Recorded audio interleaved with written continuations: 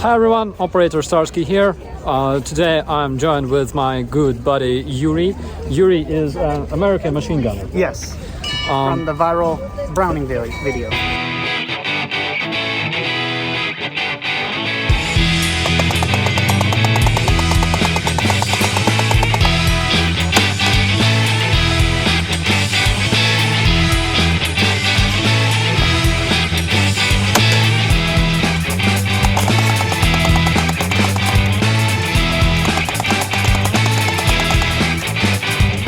So, start with the story where I get killed by a tank? Yeah. Okay, so before I was in the Humvee, I was part of a reconnaissance group. And one of the missions we were tasked with was we were going to go into a village that had 20 Russian soldiers, was told 20 Russian soldiers in it. And we were going to go in there with a large force. We were going to kick the Russians out and then occupy the village. And in the village, there were two of these tanks. There's BMD-4 tanks. This is the M version with the thermals. The ones that we went up against did not have that. But when we got into the village, this was greeting us, but nobody was inside. And the two soldiers that were supposed to be in charge of this tank were inside the house sleeping. So we walked into the house, woke up those two soldiers, took them with us back to the Ukrainian lines, and we even gave the one soldier who had no shoes on, we went back in, grabbed him his flip-flops so he could make the trek back to the Ukrainian lines because we captured them.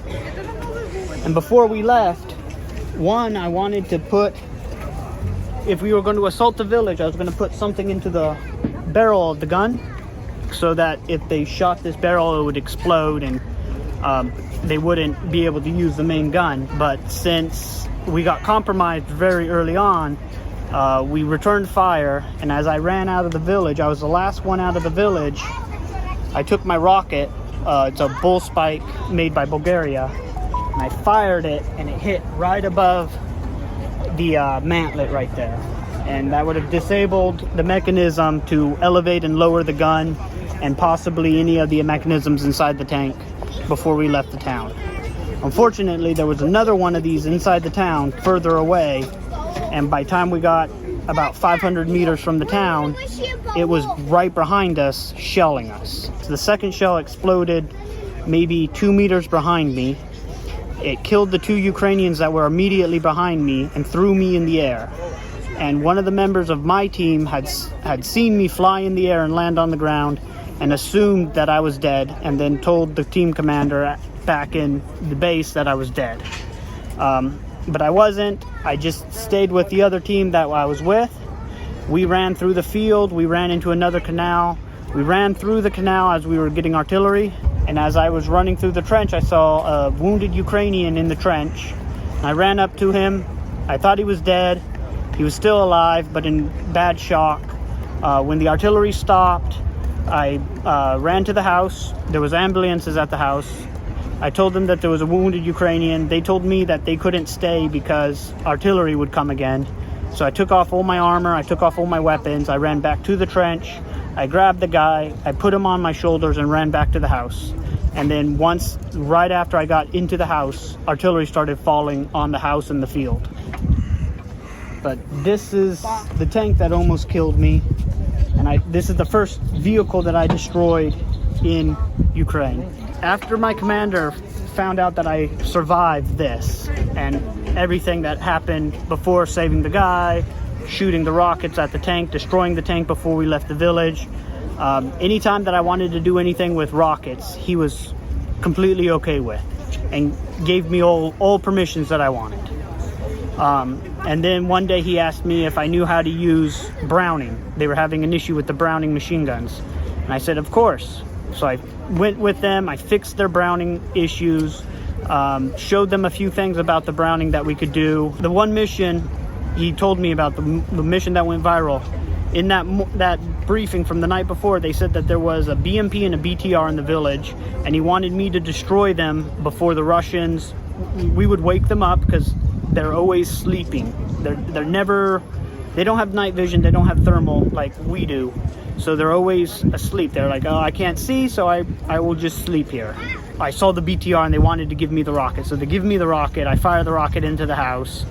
Then I ask for ammo again. They give me the second rocket, but you know, you see in the video, I start taking shots.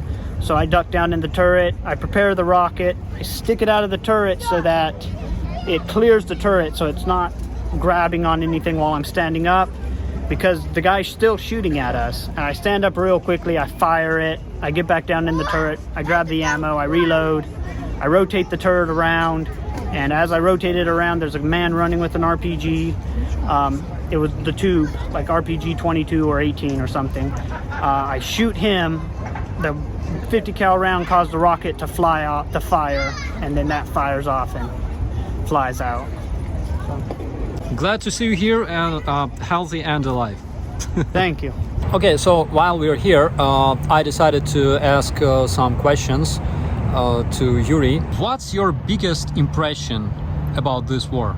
My biggest impression is how Ukraine is now the most battle-hardened country at this current time in the world.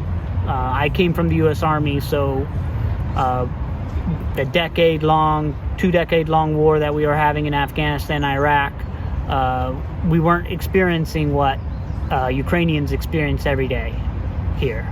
I have more combat experience in 1 hour-long mission than I did the entire year I was in Afghanistan. What would you like to say to our viewers?